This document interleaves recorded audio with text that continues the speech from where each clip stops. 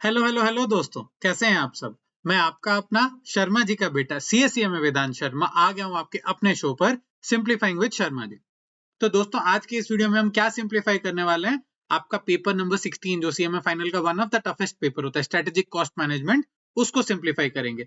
कैसे क्या हम सिंप्लीफाई करने वाले हैं, हम समझने वाले कि पेपर पैटर्न क्या रह चुका है मेरा, क्या इंपॉर्टेंट टॉपिक से एबीसी एनालिसिस क्या है, क्या क्वेश्चंस एक्सपेक्टेड हैं, क्या इंपॉर्टेंट है क्या मेरे एमक्यूपी में पास्ट टेस्ट पेपर में। तो वीडियो को एंड तक देखते रहिएगा, क्योंकि एडिशनल इनसाइट जो इस पीडीएफ में नहीं है वो इस आवाज में है। ठीक है, तो without any wasting of your time, let's start it. ठीक है, अगर हम पेपर पैटर्न की बात करें तो देखिए, पहले क्या हो रहा है, आपका पहला क्वेश्चन क्या आता है, आपका प्रोपोजल इवैल्यूएशन का होता है। ठीक है, फिर उसके बाद 3A क्या आता है आपका, ट्रांसफर प्राइसिंग का, वो भी ठीक है। फिर 3B में आप देखोगे ना, एक वैरायटी कवर हो रही है, target costing, life cycle, break even, target life cycle. तो फिर से ब्रेक इवन बनने के चांसेस हैं, इवन एमक्यूपी में या फिर पीटीपी में भी एक सवाल आया है ब्रेक इवन एंड प्रोबेबिलिटी का। बट अगर वो मिस हो जाता है, then take it in writing with me. दूसरा क्वेश्चन कौन सा बन सकता है आपका, जस्ट इन टाइम का। इन्वेंटरी जस्ट इन टाइम वाला क्वेश्चन रहता है, दो वाला, कि जस्ट इन टाइम अच्छा है कि नहीं, अगर है तो क्या है, वो वाले क्वेश्चन रहते हैं ना। दो टाइप के क्वेश्चन थे, दोनों क्वेश्चन मैंने डाले हुए हैं। जस्ट इन टाइम को अच्छे से देख के जाना है, ठीक है। क्योंकि अगर जस्ट इन टाइम नहीं आता है तो फिर the very less probabilities target costing repeat करे, ठीक है ना। तो एक बार टारगेट कॉस्टिंग को हम लोग देख लेंगे, या फिर बट ज्यादा चांसेस है कि आपका ब्रेक इवन का बने, बहुत टाइम से आया नहीं है तो वो बन सकता है, या फिर जस्ट इन टाइम बनने का आ जाएगा। ठीक है, फिर 4A तो आपका एबीसी कॉस्टिंग ही आने वाला है, ठीक है, उसको छोड़ना नहीं है। एबीसी को कॉम्प्लिकेट कैसे कर सकते हैं इंस्टीट्यूट, आपको बोलेगा कि रिकंसिलिएशन वगैरह देख लो या फिर वैल्यूएशन वगैरह देख लो, जो छोटी मोटी चीजें होती हैं वो वाली चीजें आ गई, ठीक है। वो वैसे टाइप के क्वेश्चन में मैंने कवर कर रखा है। फिर थियरी 4B, थियरी को कैसे कवर करना है, जैसे मैंने लास्ट टाइम भी बताया था, आपको क्या करना है, एसपीएम का जो मेरे चैप्टर 2 का वीडियो, आप उसको देख के चले जाओगे, आपका ये 4B वाला थियरी वाला पार्ट कवर हो जाएगा। ठीक है, उसका लिंक भी मैं एक बार आपको डिस्क्रिप्शन में दे दूंगा। फिर 5A 5B आपका स्टैंडर्ड कॉस्टिंग सा रहता है, अगर आप देखोगे अच्छे से तो क्या हो रहा है कि वेरिएंस एंड रिकंसिलिएशन वाला क्वेश्चन दो बार आ रहा था, फिर आया नहीं है, तो बहुत ज्यादा चांसेस है वो आए। अदरवाइज आपका लेबर वेरिएंस आ सकता है, क्योंकि मैं देख रहा था आपका जो एमक्यूपी वगैरह बाकी चीजें भी जो है, एंड मैं एनालिसिस इज कि अगर वेरिएंस एंड रिकंसिलिएशन नहीं आ रहा तो फिर labour variance and fixed overhead variance कैसे सब क्वेश्चंस आ सकते हैं, बट लेबर इस बार आने के चांसेस है। अगर लॉन्ग में नहीं आ रहा तो एमसीक्यू पे आने के तो बहुत ही ज्यादा चांसेस है। फिर उसके बाद 6, 7, 8 आपका आपके आगे क्यूटी वाले पार्ट्स होगी, जो स्क्वेयरिंग का पार्ट होता है। Last time with God's grace एक अच्छा सा प्रेडिक्शन रहा था हमारा। तो अगर सेम लाइन ऑफ प्रेडिक्शन को मैं लेते हुए चलूं, तो इस बार आप एक्सपेक्ट कर सकते हो ट्रांसपोर्टेशन से फिर से क्वेश्चन बने। ठीक है, ट्रांसपोर्टेशन से क्वेश्चन बन सकता है। लीनियर प्रोग्रामिंग इस बार रिपीट हो उसके चांसेस कम ही है, बट अगर होगा तो एक अच्छा वाला क्वेश्चन है आपका प्रैक्टिस टेस्ट पेपर में, वो वाला आपको देख के जाना ही जाना है। ठीक है, असाइनमेंट रिपीट होगा, चांसेस कम है इस बार। आपके लर्निंग कब भी रिपीट होने के चांसेस कम है, बट उसके बदले क्या आ सकता है आपका, पर्ट सीपीएम वाला आएगा। लेकिन I guess and I feel कि आपका इस बार शायद पर्ट सीपीएम से 7 मार्क का क्वेश्चन है इंस्टेड ऑफ 14। लेकिन अगर आता भी है 14 में तो फिर आपका प्रोबेबिलिटी वाला क्वेश्चन बन सकता है, तो प्रोबेबिलिटी वाले क्वेश्चन को बिल्कुल भी छोड़ना नहीं है। ठीक है, जिसमें आपको जेड सीरीज वगैरह चीजें रहती हैं उसको बिल्कुल भी छोड़ के नहीं जाना है। फिर आपका क्या गया, मैक्सिमम मिनिमा आता है, और फिर आपका टाइम सीरीज आता है। गेम थ्योरी क्यों नहीं आ रहा, गेम थ्योरी क्योंकि लास्ट 2 बार से क्या कर रहा है इंस्टीट्यूट, गेम थ्योरी को आपके एमसीक्यूज में टेस्ट कर रहा है, तो उसी लिए नहीं आ रहे। लेकिन अगर गेम थियरी आना हुआ तो वो इस बार आ भी सकते हैं, तो इसलिए गेम थियरी को आपको देख के जाना है, छोड़ना नहीं है। ठीक है, अब अगर एबीसी एनालिसिस की बात करूं तो decision making using marginal costing वो तो आपका इंपॉर्टेंट है, ट्रांसफर प्राइसिंग भी उसी का पार्ट हो गया। फिर स्टैंडर्ड कॉस्टिंग हो गया आपका, 14 मार्क्स ऐसे ही आ जाते हैं। बाकी आपका एमसीक्यू में भी 2 क्वेश्चन तो रहता ही है। फिर एबीसी कॉस्टिंग आपको 7 मार्क्स इजिली मिलेंगे, सिमुलेशन 7 मार्क्स इजिली मिलेंगे।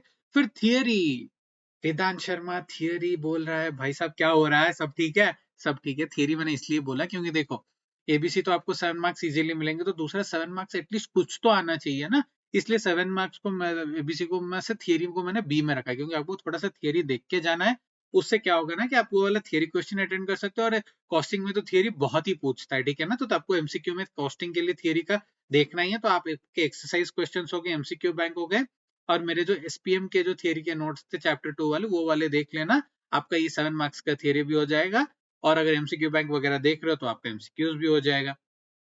फिर पार्ट सीपीएम से इस बार क्वेश्चन बनेगा, मैक्सिमम मिनिमम टाइम सीरीज से तो हर बार आता है, इस बार भी आ सकता है। ठीक है, बाकी लर्निंग कर्व से इस बार आने के चांसेस कम है, लेकिन लर्निंग कर्व के क्वेश्चन आप एमसीक्यू में एक्सपेक्ट करना। असाइनमेंट ट्रांसपोर्टेशन में से एक आएगा, मोस्टली ट्रांसपोर्टेशन आना चाहिए। लीनियर प्रोग्रामिंग तो गेम थ्योरी बचता है, उसको देख के जाना है। बाकी लीनियर प्रोग्रामिंग क्या चीज है ना, कि लीनियर प्रोग्रामिंग में पेचीदा क्वेश्चन है, ठीक है, वो आपको देख के जाना है। डिसीजन मेकिंग में हमने कोई एडिशन नहीं किया है in terms of question. Transfer pricing में क्या किया है कि मैंने 1-2 क्वेश्चन हटाए हैं और ये दोनों को, एक को ऑप्शनल एक को ओवरलुक की कैटेगरी में डाल दिया ताकि आपका टाइम थोड़ा सा सेव हो सके।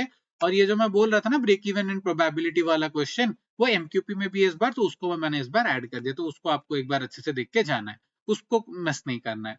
फिर उसके बाद आपका क्या हो गया, स्टैंडर्ड कॉस्टिंग है, वही सेम सेट ऑफ क्वेश्चन में इतना बोल सकते हो, आप इतना करके चले जाओगे ना, इवन इतना रट्टा मार के भी जाओगे ना, तो same formula same type of question आपका एग्जाम में आ जाएगा, कोई प्रॉब्लम नहीं है। फिर क्यूटी की बात करो, असाइनमेंट सिमुलेशन के सेम टाइप के क्वेश्चन है, उतना कुछ है नहीं। Transportation game theory last time optional था, इस बार ऑप्शनल नहीं है, क्योंकि दोनों में से लॉन्ग क्वेश्चन आने के चांसेस बनता है, तो छोड़ के मत जाना। पर्ट सीपीएम भी सेम चीज है, पर्ट सीपीएम में प्रोबेबिलिटी वाला देख लेना, मैक्सिमम मिनिमम इतना देख के जाओ, काफी है। लीनियर प्रोग्रामिंग में मैं इस क्वेश्चन की बात कर रहा था, क्वेश्चन 6 है प्रैक्टिस पेपर वाला, उसको एक बार अच्छे से देख के जाना है। बाकी learning curve and business forecasting में लर्निंग कर्व को थोड़ा सा कम इंपॉर्टेंस देना, बिजनेस फॉरकास्टिंग का तो आपको वैरायटी है, कम ही है, उसको कवर करके जाना। ये ऑप्शनल जैसा था, अभी भी ऑप्शनल ही है, ठीक है, तो उतना हो गया।